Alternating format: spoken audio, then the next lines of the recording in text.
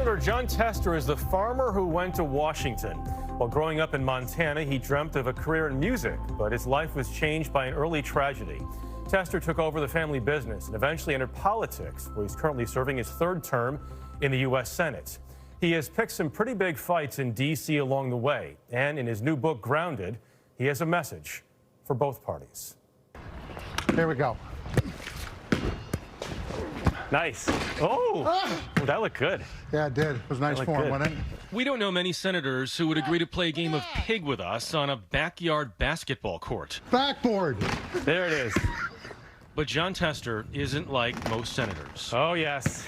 The bottom line is that the farm is really who I am. Tester grew up in Big Sandy, Montana, with parents who worked the land and butchered. Tester loves sports and music, but he also wanted to help.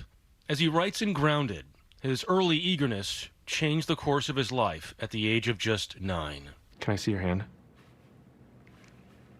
What happened?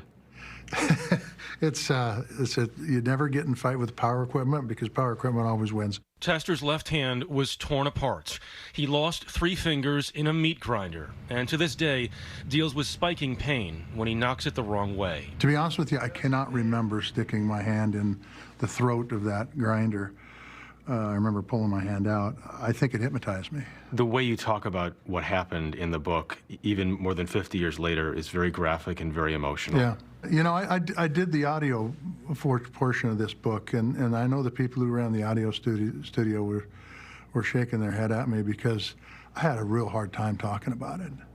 It brought tears to my eyes, and I got choked up and I have to start over and re-record and re-record. And it's because I'm a lot older now, and as a kid, I looked at it from a kid's perspective. And, you know, kids, they're rough and tumble, they rock and roll, they easily adapt. But when you get to be a parent, and you think about what my folks went through, it had to be really, really, really hard, especially for my mother who was there. And you don't think you'd be a senator today if that hadn't happened? It would have certainly changed my life. Who knows? I might have, you know, I've got a Bachelor of Science in Music. I might have went into music and played saxophone instead of trumpet and ended up in New York City with some doggone jazz band. Who knows, you know? The truth is you just don't know where life's going to take you, and it made me a little different. Tester's one-time dream of playing music professionally may have ended, but he still went on to teach music, while also reffing high school basketball and running the farm. 25 years ago, he felt a political itch and rose from the ranks of local school board to state legislature to eventually being elected as a Democratic U.S. Senator in 2006. The book opens with his biggest national moment so far. In 2018, he released damaging information about Ronnie Jackson, the president's nominee to run the Department of Veterans Affairs. Jackson's nomination was pulled. President Trump called on Tester to resign. Did you regret that that process had to get so ugly? Oh, of course. I would much rather it not. And we tried to, through the people that we knew in the White House, to try to bring some common sense to the situation. But in the end, veterans are my foremost obligation, and much higher obligation to them than to the president. So I'm going to do what's right by them. The book is called Grounded, and it's your outreach to rural communities in this country, particularly how Democrats can reach out to rural communities and reconnect. Why do you think they've lost some of those communities? I think a lot of it has been the fact that we haven't shown up, and when we have showed up, we haven't expressed what we stand for very well. And I think if you look at the values that Democrats have and what we really stand up for, good education, good health care, Medicare, Social Security, making sure our veterans are taken care of, making sure we got good infrastructure. Those are all things that Democrats stand for. I saw a headline the other day calling Montana a deep red state. It's really not, based on the way people have voted. You're right. The past 20 years or so. It's a deep libertarian state. Truth is you got Democrats, Republicans, and they're all libertarians. Tester has won re-election twice in a state where Hillary Clinton received less than 36% of the vote in 2016. He's made hay railing against the influence of lobbying money, though he acknowledges he's taken plenty of it himself, especially following the controversial 2010 Supreme Court decision, Citizens United versus FEC. When it comes to lobbying money, too, a lot more lobbying money for you and for everybody else. Yeah. after citizens.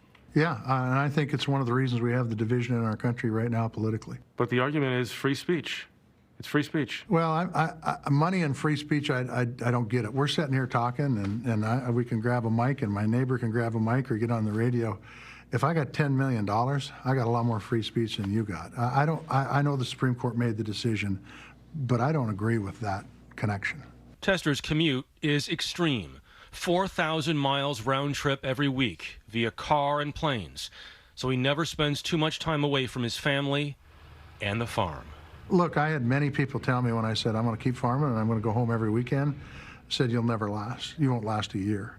We've been doing it now for nearly 14 years. You talk in the book as well about some of the senators who you learned from when you first started, who had been there for a long, long time, including Senator Mikulski, Senator Byrd, others. Do you still want to be in the Senate when you're 85 or 90? No. No, I don't. Look, I love the Senate. It's great. I get to work with great people in the state. I get to work with great people on both sides of the aisle in the Senate. But it ain't the best job I ever had.